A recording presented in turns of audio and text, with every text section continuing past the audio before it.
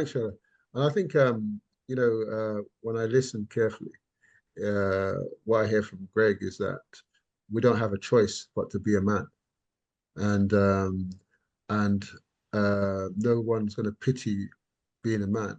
You kind of have to take the responsibility of being a man and man up, and don't worry what the others maybe in terms of the way tradition, the way society views men. They expect them to be the head, and they expect them to lead, and they expect them to be providers. And I think, but then what I would add in between, so then when we're talking about, and this doesn't happen much in Nigeria, it's happening now, more in Nigeria now, and more in Africa now, but in the UK, we have what we call equality, isn't it? Yeah. So say that again, sir. We have equality. Again, We have equality in the UK, don't we? Okay. Yeah. So when we talk about equality, then we're talking about being equal, aren't we? Yeah. And I noticed that Shola and also Yaya, in fact, everybody on the call has talked about the biblical side of things. Yeah. But I think also what we're failing to understand, point out, is not everybody is religious or is a believer. Yeah, there's 25% of the world are non-believers. So are we taking them out of the equation and trying to then come up with, what we're coming up with? Because if you're a non-believer, everything we've said today doesn't count. So, and that's also going to affect us anyway. Everyone affects us. Everyone, the whole of our environment affects us, not just the people we are immediately around. So, okay, Shirley, you want to say something? Yeah? No. Just keen into that part you said there about the biblical thing and being religious. And I just want to really, decimate this thing here, because I believe, you see, when Yaya's mentioned it, I've definitely mentioned it, and we've mentioned it on the basis of our own life's experience. I would humbly suggest, not based on what we've read or what somebody's pumped into us. Look, we you can achieve so much, whether it be materially and whatnot. But I tell you where the defining part is that you can either achieve things and have things and have certain attainments, a certain status without peace, right?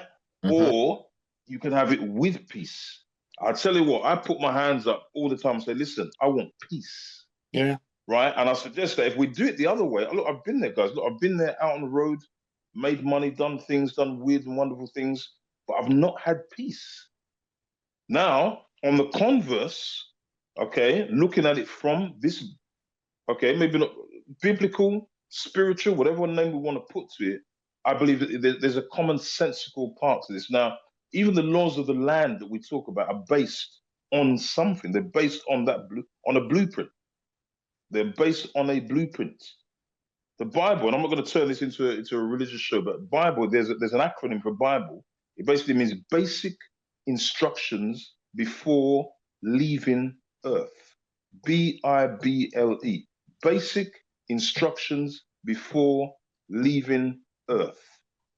And I'm thinking that as men, if we want to man up and really stand up as man, we have to tap into something.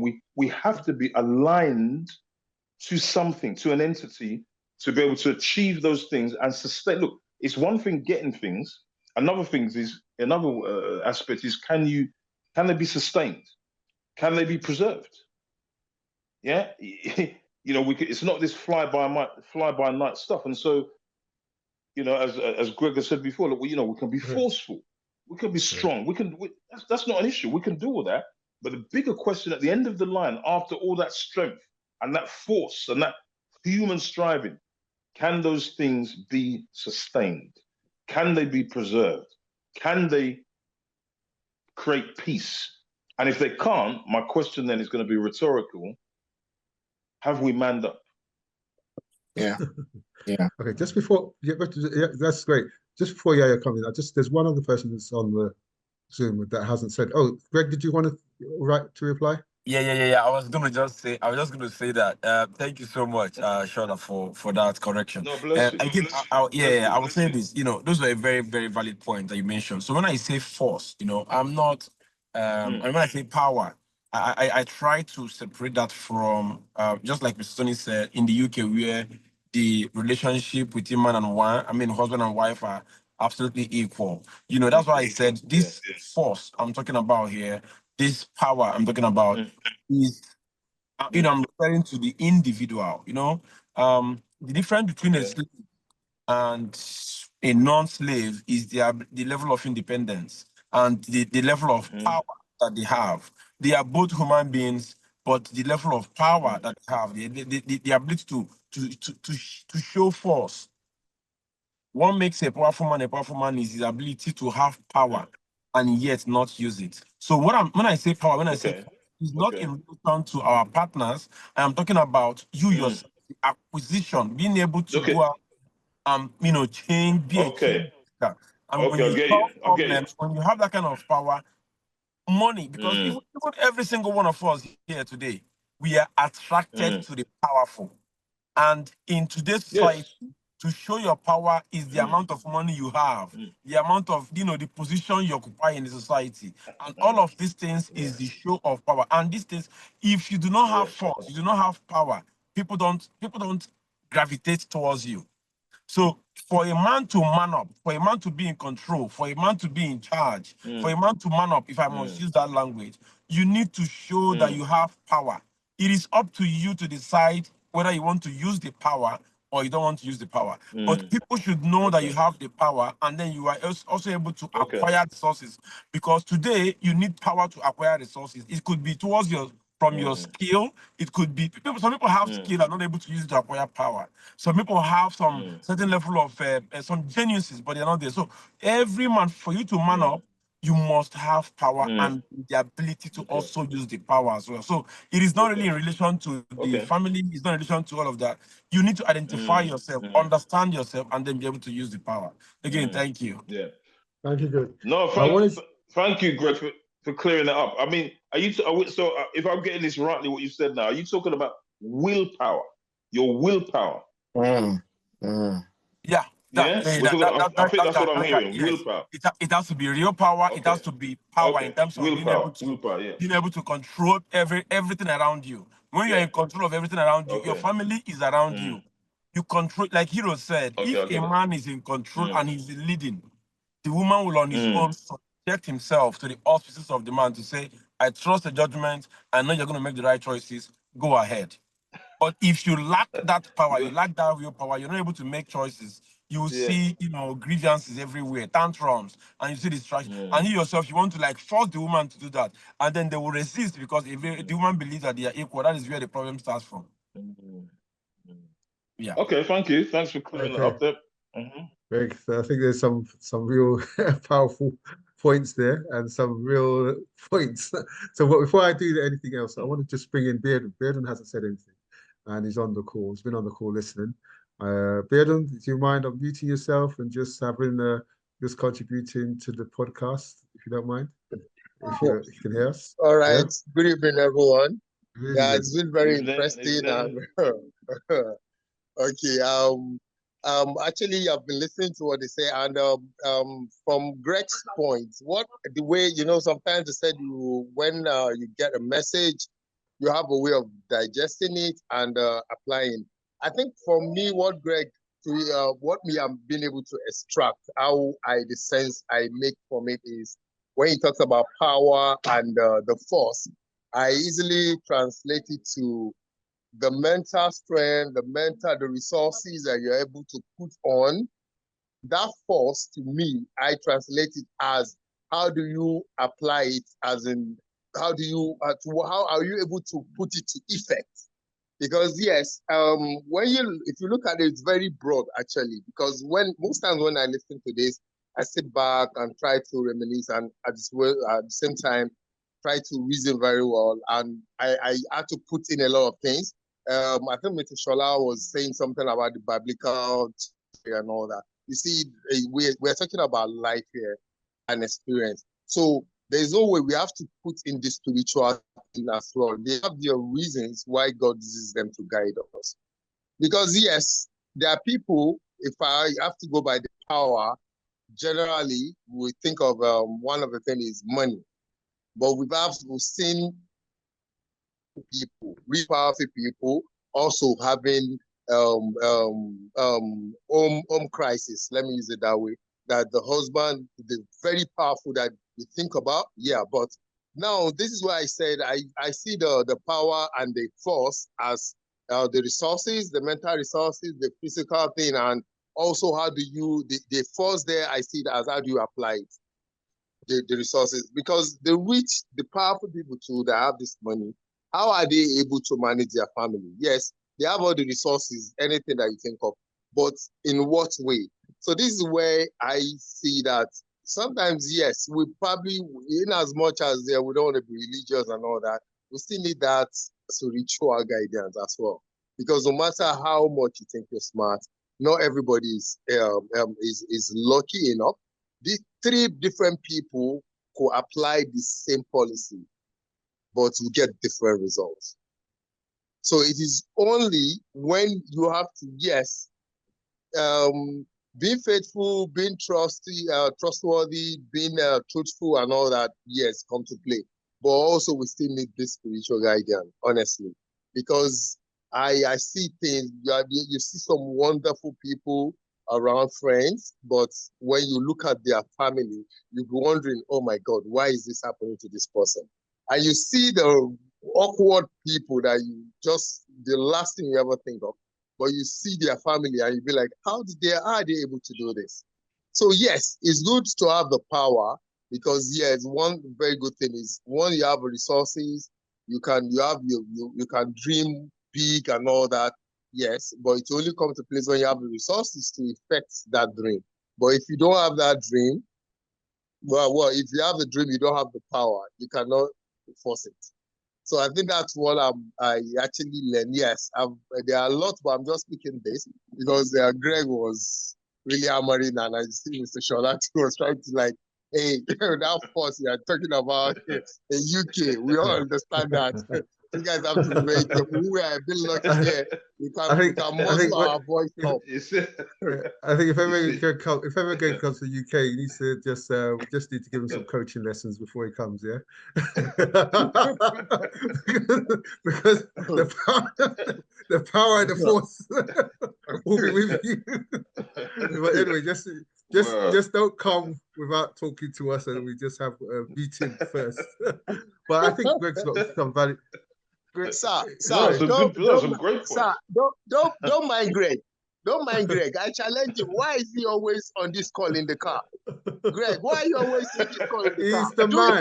He's the man. He's the man. He's a businessman now. He's the man. He's on the case. He doesn't want wifey. So let me say this. Sorry, so that you do. Let me tell you this. I'm coming from the village, and at the moment, I'm in my father-in-law's house. All right. Okay, And, you know, okay. so wow. When you are in your father-in-law's house and you're talking about power and force, you know, wow. So he's in the right zone. You see? You see, I know how to track you.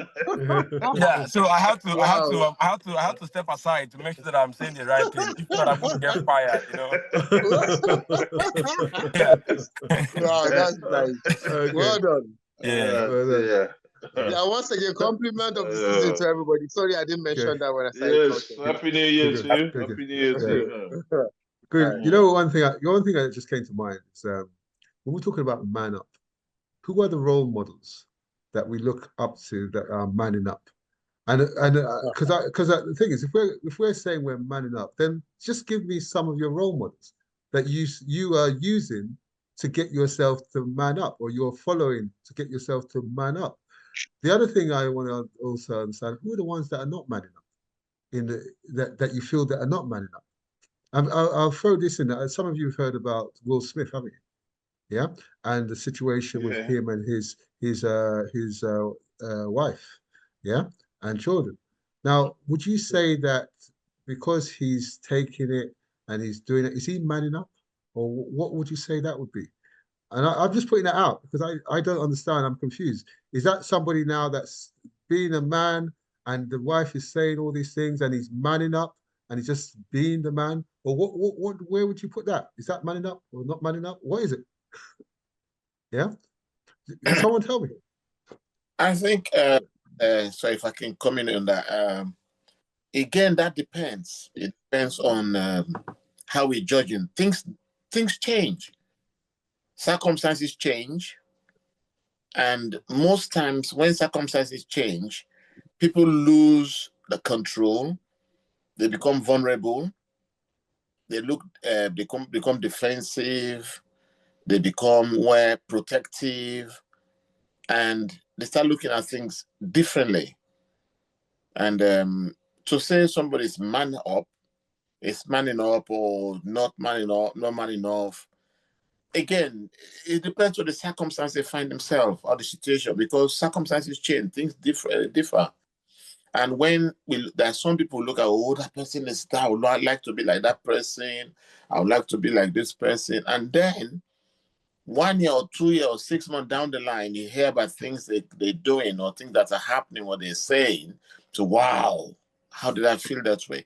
Because coming from the black side of us, like somebody like Bill Cosby, you know, and what he was doing and how he ended up, and most of these other black people, or I'll refer to the black people, and they were looking for, when we were growing up, we looked up to them as people who you want to like a role model, you want to be like them. So for me, I will still go with your gut feeling and do what you know is right. Do what you know is right, guided, as long as you bring joy, happiness, peace, and love, and avoid being selfish. Selfishness is another thing that brings up this thing of being, that people become say, because you, oh, if I don't do this, tomorrow it's me, I won't get this will not happen. If you have a faith, as Shola said, that faith in yourself, in Almighty God, whatever you do, you have the pay. There is karma.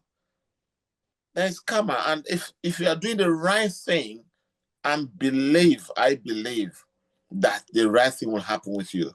He's not going to be scared to say, I'm going to be like Greg was talking about force. You know, with the word force, I think you should look at more being strategic and determined. But if you want to use force in doing things, be strategic in the way you communicate, and be determined and focused. Have a goal. Whatever situation you find yourself, look at what you're aiming for. And if you're aiming for the right thing, you definitely get there. Being man up is staying focused. Don't get derailed by the circumstances or situations you find yourself. When we were going to school, we have friends who were doing this, they were smoking, they were going this, they were doing this. But you stayed focused on learning. You knew from your parents, they were guiding you. That's what will make you do what you want to do. Now we are working, we might be earning the same amount of money, but you see someone doing better, the other is not doing better, because how we spend our money, how we invest our money, how we save our money are different. Some people will not look at the future, they will look at what is happening now. So being man enough is to do the right thing according to how it should be done. Being strategic, being tactical, stay focused, stay on the goal, be determined, and whatever the outcome should be, it should be happiness, joy, peace, and love. Not only for you, not being selfish. Looking at globally that everybody, whether it's a friend, it's a family, within a church, whatever situation you find yourself, as long as you're doing the right thing, you're providing the right thing, it will come back to you as a happy person, as a loving person, and you'll have peace. Because there are some things we do when you don't have peace. Oh my word, that's when you're not man enough. Because if you're man enough, you'll look at that, and not only for yourself, but for others, you know, and you don't allow karma to hit you. Even if they are being forceful, being determined, no power, no. We all have it. We all have power. Our tongue is power. We can use our tongue to determine a lot of things for ourselves. And not because you are talking and shouting on somebody doesn't mean power. No. Not because you have money, you think you have power. No. You can have that money and something can happen to you tomorrow and they're not there anymore. You know, look at let's go back and look at this guy. The former president of America, when he was campaigning, and he dropped. With all being a president and everything, nobody saw that coming. He has all the help, the medical thing. I'll go that high because you look at how somebody can be here today and tomorrow you're nothing. You know, so he fell down and dropped, and that allowed him to be what he was on. So I'm just looking at doing the right thing. It's the most very, very important. Okay. Thank you. Yeah. I think your wife had some power there. By the way,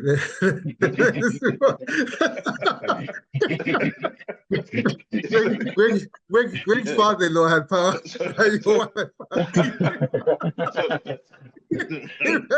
Over to you. Tony knows how to mix it up. Well, we are all on point. So yes. So the point is, life keeps evolving. Exactly. And life keeps evolving. You know, sometimes you can start on a good note and end on a bad note. Nobody. I see men. There's no man that wants to have a scattered home. There's no man. There's no man that in their wedding day they say on this day we're going to divorce. You know, but at a point, you know, ambitious can have, sometimes you can trade it. You may not have the both. Sometimes you can have fame and lose family. Sometimes you may have family and lose fame. Sometimes you have to trade. Sometimes you may not have the both. That is how life is. Life is not, you know, life is not balanced. All right. So as we keep evolving, things keep changing. But the point is, like we mentioned, there's how to be a role model. And every man should have a belief system, whether you want to get it from the Bible or whatever. But there must be a deity that's beyond you that you have to draw inspiration from. Otherwise, you will do anything. Socrates said, instead of him to compromise on his own belief, he took poison. He rather take poison than to compromise on his belief. So a man must know what he stands for. At the end of the day, nobody's living here alive. But you have to know what you are standing for. So that when the wars come to show, you say, okay, I'd rather go rather than compromising. Because at a point, you keep accepting whatever comes, and at a point, you lose your identity and you lose yourself. So I think that we should come to that point where we say, this is what we are standing for as a man. And as life keeps evolving, you have to make a decision. I said, is my family values important? Like we talk about role model. Mr. Tony is a role model to me. Even when he was in Nigeria, I watch him every time. He will leave from Nigeria and make sure he's in touch with his family. He will do assignments for them. I will watch him spend hours to make sure that those boys are in control.